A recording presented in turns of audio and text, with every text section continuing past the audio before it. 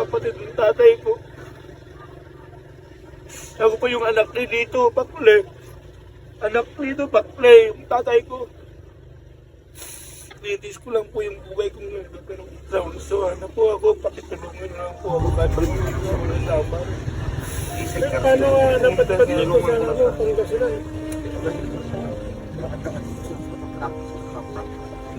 So, ibig sabihin, hindi nyo alam kung saan kayo pupunta ngayon.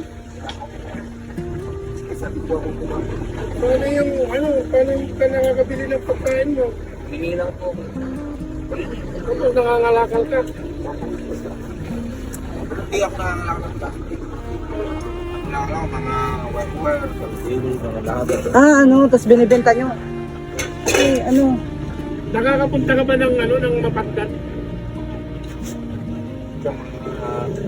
Kasi hindi nyo alam ata yung pasikot-sikot basta dumadandan ka lang, no? Hindi mo alam kung saan barangay to, basta kung saan mapatpad, doon ka na. Pero kung nakikita ko ba yun?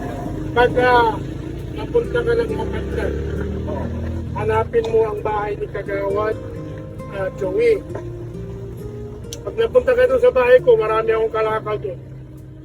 Para sa'yo lahat yun, bigay ko sa'yo lahat. Pero pag ganito ako, Eh, paano ka saan ka natutulog?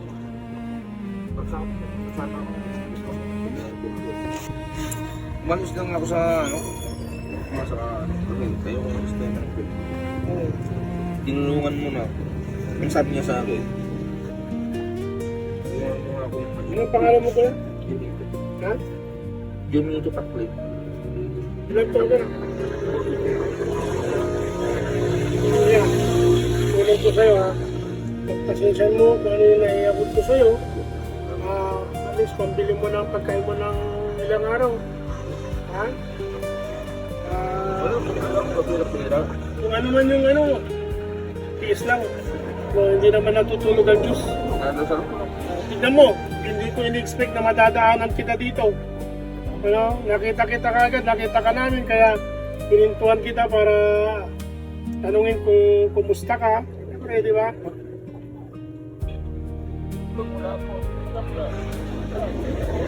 Asawa namin. Tinatawag na lang naman.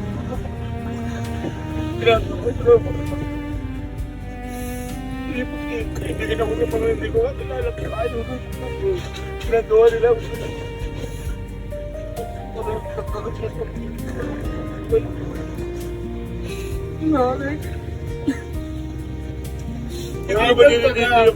Nakita niyo si Kuya nandito siya sa San Fabian. Baka pwede niyo siyang abutan ng kahit konting tulong, mga idol. Kuya, paano yan kapag may nadadaanan ka? Hindi ka ba sinasaktan?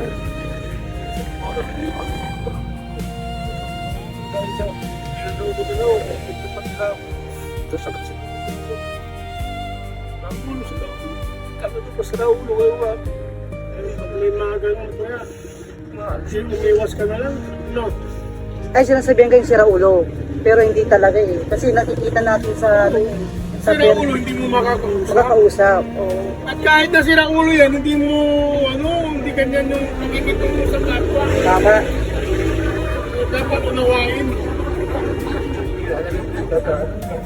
Pero ngayon, kuya, kasi syempre nasa kayo, nagpapalimos talaga kayo ngayon. May buti na mga nagbigay sa'yo. Nagpapalimos talaga kasi syempre talagang wala Pwede bang manawagan kayo doon sa kapamilya nyo sa sana? Baka wala ka ng pamilya. Sa mga tatay ko, nakikita niyo po ako, pamangkin niyo po ako, Pakle po yung dito po.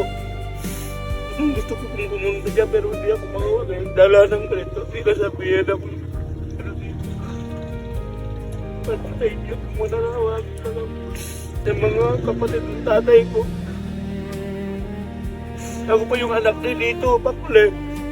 Anak nito, Pakle, yung tatay ko. Nitis ko lang po yung buhay ko sa unsuhan na po ako, pakitulungan lang po ako kahit makauwi ko ako ng sama. Gusto ko pong pumunta sa bayan ng tatay ko. Anong pangalan ng tatay nyo? Anak nito, Pakle. Anong barangay sa Samar, kuya? Alam kasi, dito po ako na dito pa. Doon sa mga kapatid nyo, ba gusto niyo sabihin sa kanila? Ganyan po yung isa sa pakikirap doon sa kupo ng sa loob. Sa La Union. Ano, saan siya sa La Union? Sa Pwede kang manonood kuya, baka makita niyo yung video. wala po siya. Kasi inalaw ko rin siya. Hirap buhay niya.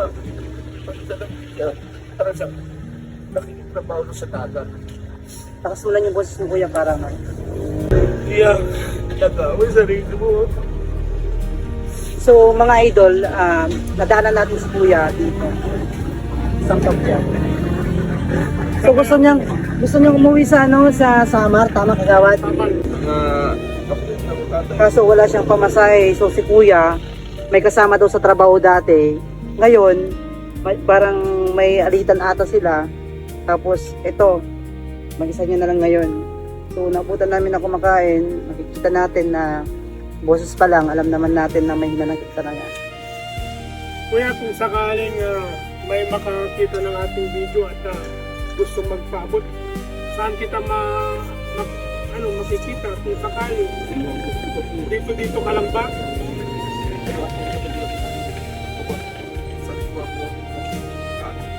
Pero nagbabayan-bayan ka.